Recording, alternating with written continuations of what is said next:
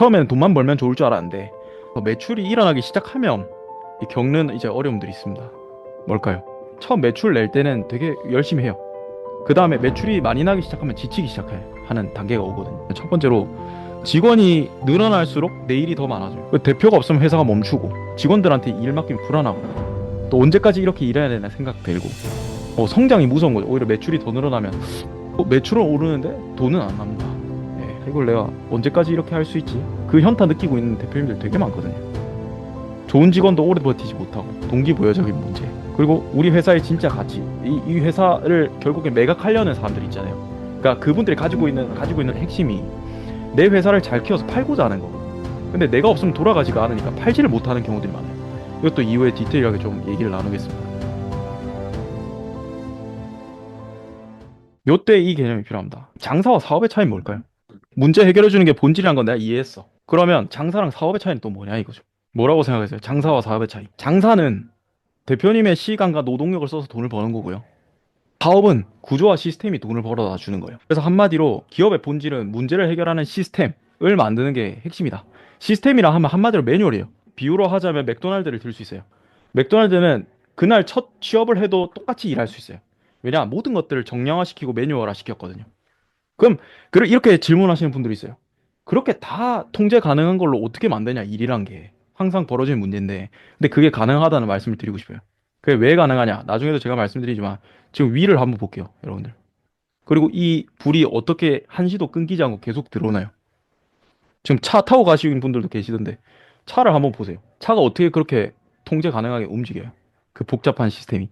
모든 것들은 체계와 절차의 문제입니다. 모든 건 시스템이에요. 여러분들이 쓰는 시계, 뭐 휴대폰, 모든 것들은 시스템 속에서 살아요. 그래서 저는 여러분들한테 심어드리고 싶은 관점이 모든 것들은 통제 가능하다. 모든 것들은 시스템이고 절차 안에서 우리 이미 살아가고 있다. 라는 걸 이제 말씀을 드리고 싶어요. 그러니까 마찬가지예요. 이 세상은 혼돈이 아닙니다. 통제 가능해요. 실제로. 그러니까 여러분들 회사도 마찬가지예요. 문제를 해결해서 매출을 끌어당기는 시스템, 구조, 절차, 매뉴얼이 되어야 한다. 라는 게 제가 기업의 정의라고 얘기를 한 겁니다. 그러니까 한마디로 여러분들은 딱 사고방식 가지고 계셔야 되는 게, 기업을 하는 이유는 여러분들 일을 하는 핵심이 내가 일을 해서 지금 당장 성과를 내기 위함도 있지만 그거를 쪼개서 시간 어디에 들여야 되냐면 얘를 자산으로 만들어야 됩니다. 한마디로.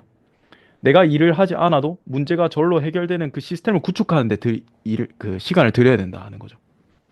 기업가는 실무하는 사람이 아니고요. 그 구조를 짜는 사람입니다. 당연히 처음에 할 때는 실무도 내가 해야 되겠죠. 하지만 핵심은 시스템을 구축하는 사람이다. 라는 얘기를 좀 하고 있습니다. 저는 이렇게 묻습니다. 나는 보스인가? 그러니까 BOS가 제가 만들어낸 이제 프레임워크입니다. 비즈니스 오퍼레이팅 시스템이라고 부르는데요. 보스라고 읽기도 합니다. 난 보스인가 졸병인가? 요 차이를 이제 묻습니다.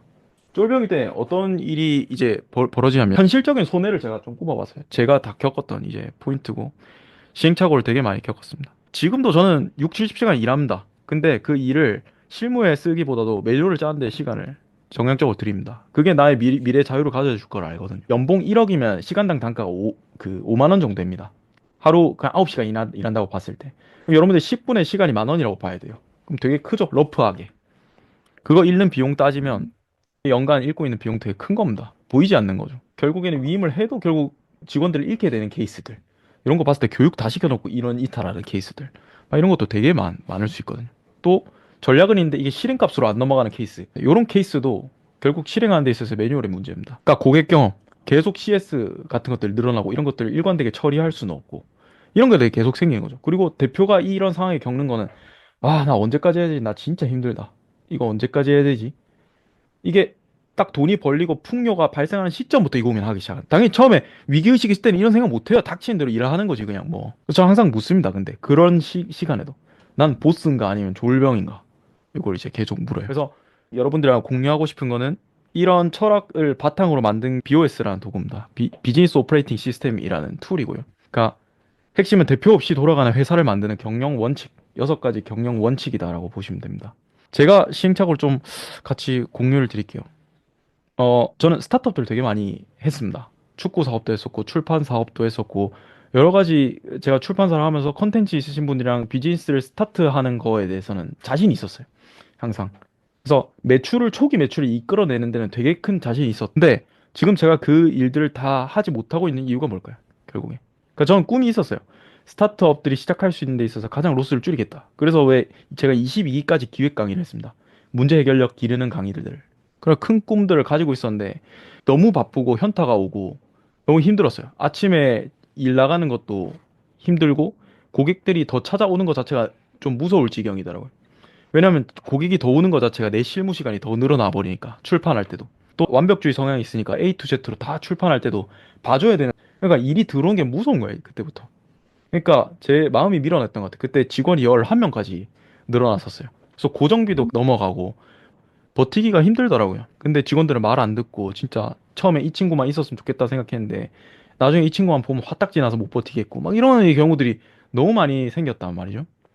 그때 제가 시행착오를 되게 많이 겪으면서 부산의 LCT라고 아시죠? 큰 빌딩. 그 이제 그분의 자서전을 쓰게 됐었어요. 그 거기 사장님의 그 실제로 자존출판사 출판된 생각의 축복이라는 책에 몇 조가 되는 기업을 세팅하고 키웠던 분이거든요. 시행만 해도 수십 조의 시행 일들을 했었어요.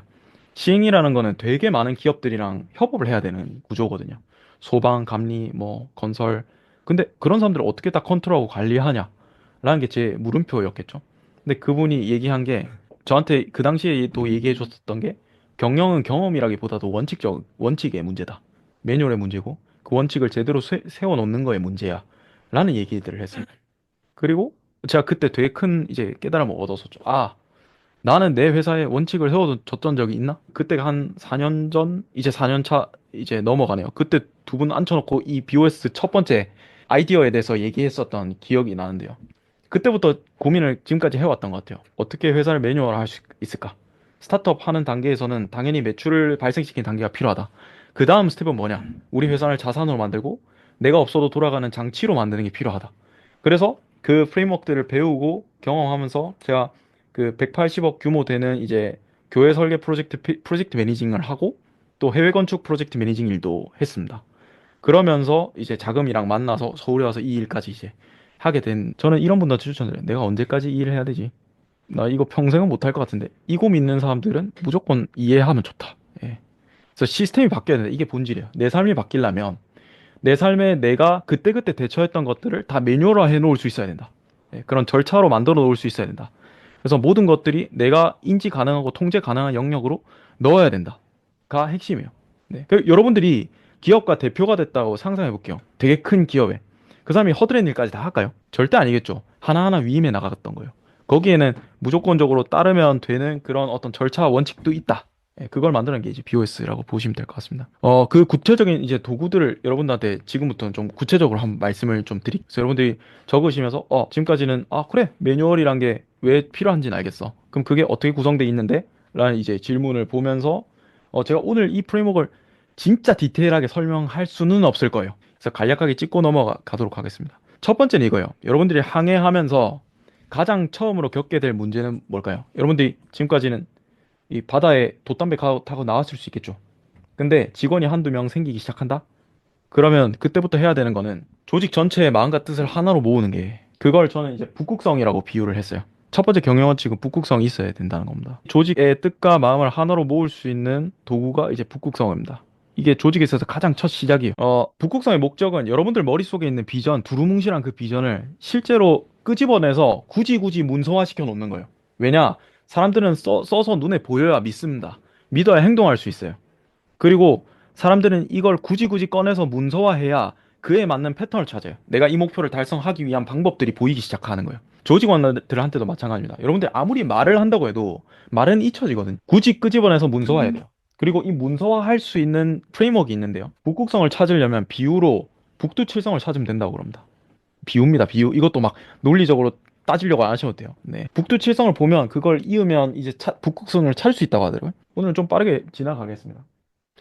두 번째 가치가 여러분들 해야 되는 게 북극성이 명확해졌으면 회사 내 포지션이 명확해야 됩니다. 포지션이 없으면 어떤 문제가 벌어질 것 같으세요? 한마디로 책임감의 부재입니다. 그래서 저는 이건 책임 조직도라고 부릅니다. 네. 근데 명확한 역할과 책임을 부여해 놓는 도구다라고 볼 수 있습니다. 를 만들었으면 누가 어떤 역할을 가지고 있는지를 명확하게 굳이 문서로 표현해 놓는 게 그 사람 동기부여에도 되게 중요해요. 너는 우리 배에서 물고기 잡아가지고 선원들 먹여주는 역할이야. 예, 이거 보고 직원 뽑을 때 너는 운영부의 설계팀의 행정 업무 총책이야로 신입사원을 뽑았어요. 동기부여가 생겼어, 이 사람. 아, 내가 처음 왔지만서도 이 배에서 내가 할 일이 있네. 할 역할이 있네. 요거에 동기부여를 엄청 얻는 거예요. 그러니까 제가 여기서 느꼈던 건 뭐냐면 MZ 친구들이 일을 농땡이를 까고 이런 게 아닙니다. 아, 제가 저속한 표현 죄송합니다. 아무튼 절대 그렇지 않아요. 그게 아니라 이분들은 오히려 자존감이 더 높고요. 본인이 중요한 사람이길 바래. 본인이 중요한 사람 믿어요, 실제로. MZ 친구들은. 남들과 차별화되고 다르다고 생각해요. 그럼 뭐냐면, 이 조직에서 너가 어떤 역할을 해냈을 때 우리 회사가 전체 조직에 영향을 끼치는지를 인식시켜줘야 되거든. 그럼 동기부여가 생기는 거예요. 그게 없으면 내가 여기서 이걸 해야 되나? 저걸 해야 되나? 시키는 일을 하게 되고, 시키는 일도 내 개인적 의미와 맞지 않으니까 본인 중요한 사람 안 된 것 같고, 이제 사표 언제 쓰지? 생각하면서 다른 회사 이직 사이트나 이렇게 클릭하고 있는 거죠. 저도 많이 겪었습니다. 그리고 세 번째는 이겁니다. 제일 중요한 겁니다. 절차화 시켜놓는 거예요. 모든 업무를. 북극성 있죠? 북극성에 따라서 누가 어떤 역할을 해야 되는지 배 내에 체계를 잡았어요. 예, 역할 잡았어요.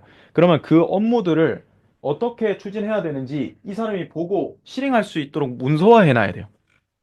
그리고 여러분들이 하셔야 되는 일이 뭐냐면 이 업무가 잘 작동되기 위해서 이 문서를 개선하는 거예요. 이 절차를. 예, 이런 거예요. 그러니까 여러분들은 그때그때 생기는 문제를 해결하려고 하잖아요. 대부분 이제 장사의 영역에 계신 분들은. 근데 그게 아니라 애초에 이 문제가 안 생기려면 이 회사에 어떤 절차가 있었어야 하는지를 고민하는 사람이어야 되는 거예요. 네. 그리고 이걸 하는 게 필요합니다. 거기에 선행돼야 될 게 북극성이 명확해야 된다. 배 내에 포지션이 뚜렷해야 된다. 세 번째, 그 포지션별로 프로세스가 있어야 된다. 전 이렇게 하고 사람을 앉혀야 된다고 생각해요. 네 번째가 계기판이라는 도구입니다. 계기판은 뭐냐면요. 여러분들 회사의 맥박을 측정하는 거예요. 구체적으로 이 회사가 프로세스가 잘 작동되고 있는지를 측정해야 된다는 얘기예요. 연료는 어느 정도 남았는지, 구체적으로 앞으로 물고기는 얼마나 잡았는지, 앞으로 몇 미터 갔는지, 마케팅은 어떻게 되고 있는지, 영업회의는 몇 명 했는지, 모든 걸 데이터로 측정하는 거예요. 네, 그 도구입니다. 우리 회사의 가장 중요한 숫자들을 뽑고요. 이 숫자들을 정량적으로 관리하는 툴이에요. 네. 회사의 가장 중요한 숫자는 20개가 넘지 않습니다. 이거 되게 신기한 이제 통찰이에요. 예, 여러분들이 이 계기판이란 도구만 있으면 화성에 가 있어도 우리 회사가 어떻게 돌아가는지를 볼 수 있을 거예요. 그러면 어떻게 하면 될까요? 만약에 이 보고서가 올라왔어요. 계기판에 빨간색이 떠 있어요. 이 달성을 못한 거죠, 목표치가. 그러면 그 계기판 숫자는 항상 담당자가 있겠죠. 프로세스 담당자가. 그럼 프로세스는 어디서 문제일까요? 책임 조직 때문에 문제거나 북극성의 문제일 수 있어요. 이런 식으로 찾아내는 거예요. 그리고 개인별로 프로세스가 어떻게 돌아가고 있는지에 대한 퀘스트 보드 있을 수 있고요. 그래서 오늘은 전반적인 개념들만 이해하시면 돼요. 그리고 회의 문화입니다. 회의의 본질이 뭐라고 생각하세요, 여러분? 회의. 회의. 회의 왜 해요, 우리? 문제 해결하려고? 문제를 해결하려고? 맞습니다. 그것도 맞아요. 그, 비전과 미션을 예? 달성하기 위해 내가, 내가 맞는 말씀, 교과서적인 답변. 회의 왜 하세요, 회의? 회의 의사결정 하기 위한데 의사결정은 왜 합니까? 실행이에요. 한마디로 얘기하면. 실행하려고. 실행은 수를 달성하는 거죠. 수는 뭘로 달성하나요? 프로세스입니다, 절차. 네. 그럼 여기서 봐야 될 거는 계기판을 확인합니다. 핵심은 뭐냐? 문제가 생겼다면 그 사람의 문제일까요? 다른 사람의 문제일 수도 아니에요. 아니에요. 프로세스의 문제예요. 매뉴얼의 문제예요. 문제가 생긴 그 절차를 개선하면 돼요. 그럼 제가 얘기했듯이 지금 이렇게 100%, 9% 99.9% 확률로 불 들어오는 것처럼 매뉴얼은 개선할 수 있습니다. 항상. 그게 핵심이에요. 그러니까 우리가 문제가 발생하는 달성하지 못했던 수를 모아서 이 문제가 발생하지 않는 시스템을 개선하기 위한 거가 회의의 본질이어야 돼요. 네. 북극성 설계를 먼저 해야 되는 거 아니냐가 있을 수 있잖아요. 그거는 분기 회의 때마다 합니다. 2박 3일로. 분기마다 진행합니다. 분기 회의 절차를 제가 짜놨어요. 계기판 검토하고요. 북극성 설계하고요. 아무튼 그런 일을 하는 건 뭐냐면 우리 회사가 나아가야 될 방향성을 90일마다 2박 3일 동안 우리 회사가 어떻게 나아갈 거고 우리 회사가 미래 어떻게 될 거고 이런 것들을 논의하고 나누는 거예요. 3개월은 추진이에요. 가는 거 일단. 가면서 또 얘기할 수 있겠지만 일단 기업들은 3개월마다 목표를 정했으면 그대로 가야 돼. 그냥. 죽이든 밥이든. 그 의사 일정 계속 한다고 혼돈스러워 버리면 프로세스도 안 잡히고 회사가 아무것도 안 잡히겠죠. 가면서 수정하는 거예요. 네. 여기에 각종 급여 테이블 설계, 또 회사 통장 관리 시스템. 그러니까 경영은 제가 경험이 아니라 원칙이라고 했죠. 원칙이라 하면 경험해서 시행착오 겪을 필요가 없다는 거예요. 이미 그 경험들 다 했으니까. 그런 것도 하나하나 도입하는 거예요. 보상 구조는 어떻게 짤 건지, 이런 것도 다 매뉴얼 있다. 요 얘기입니다. 실제 사례들을 좀 말씀을 드리면요. 이게 시장에서 반응한다는 걸 되게 많이 경험하고 있어요. 오늘도 오늘 자금 풀로 갖다 만났다가 요 얘기했더니 바로 이제 몰입 엄청 생기시면서 이제 나 이거 무조건 해야 된다. 저도 다른 기능을 다 매뉴얼화를 시켜놨습니다. 제가 해야 될 일들, 뭔가 제 스케줄, 저도 스케줄 잡는 거 진짜 못하다는 걸 제가 깨달았어요. 진짜 멍청할 정도예요. 맨날 겹쳐서 잡고 진짜 미치겠는 거예요. 그래서 그것도 매뉴얼로 짰습니다. 그리고 제 이제 팀원분들이 관리해 줄 수 있게끔 매뉴얼 짜서 주니까 그런 일이 이제 싹 없어져. 그 싹 없어질 수 있을까요, 또? 또 문제는 벌어집니다. 그거를 그 원칙대로, 그 매뉴얼대로 실행할 수 있도록 하는 게 경영자의 역할인 거예요. 이사진의 역할이고. 그러니까 국가를 세우면 헌법을 만들잖아요. 그럼 헌법을 지키려고 노력해야 되잖아요. 그 마찬가지입니다. 제 회사 이제 조직도도 짰고요. 조직도별로 프로세스들을 다 나열을 했고요. 그 프로세스들이 어떻게 작동하는지를 개선해 나가고 있죠. 여러분들 일론 머스크가 그 로켓 발사한 거 그 영상 다들 보셨죠? 올라갔다 다시 내려와서 이 나무 잭대기 이거 잡히는 거 싹 잡는 거 이거 보셨죠? 그거 그 엔진을 랩터라고 부릅니다. 그 랩터 이미지를 한번 검색을 해보시면 랩터 1, 2, 3가 있습니다. 그거 보고 제가 영감을 되게 많이 받았는데요. 랩터 1일 때는 어땠냐면 그냥 기능이 구현되게끔만 하는 거예요. 복잡해도 상관없어. 일단 이게 엔진이 작동만 하면 돼. 그래서 막 배선 엄청 복잡하고 막 이럽니다. 근데 랩터 2 갔을 때는 이게 더 단순하대요. 일단 기능 구현 자체가 목표고 랩터 3 갔을 때는 되게 심플해졌어요. 그러니까 이런 식으로 개선해 나가는 거예요. 일론 머스크도 무조건 되게 해. 되는 절차 뭐야? 다 짜. 하고 개선해서 매뉴얼을 최적화해 나가는 거거든요. 여러분들도 그렇게 하시면 좋겠다. 우리 회사를 그런 식으로 개선해 나갈 수 있다. 내 삶의 많은 부분, 내 건강, 인간관계 많은 부분들을 그런 시스템과 매뉴얼도 만들 수 있다. 99%내 삶을 통제할 수 있다. 왜냐면 세상은 실제로 그렇게 작동하니까. 예, 지하철이 어떻게 요까지 오는데 그렇게 잘 작동했냐고요. 엄청나게 복잡한 시스템이거든요. 그것도 작동한다. 여러분들 삶도 그걸 구축하는 길을 시작해야 된다. 그게 어렵냐? 방법 다 있다. 저랑 이제 같이 가시자. 요 이제 배를 타시자. 요 얘기를 하고 싶은 거예요. 이 가자 이거. 가자 이제 요 얘기입니다. 그리고 뭐 저뿐만 아니라 사례 그 컨설팅을 시작하게 된 업체인데 여기도 연매출 70억에서 100억 사이로 왔다 갔다 하는 이제 큰 업체예요. 한 7명, 8명 정도의 팀원이 있어요. 근데 거기서 이 두 업체는 업체와 지 업체가 M&A로 합쳐진 경우예요.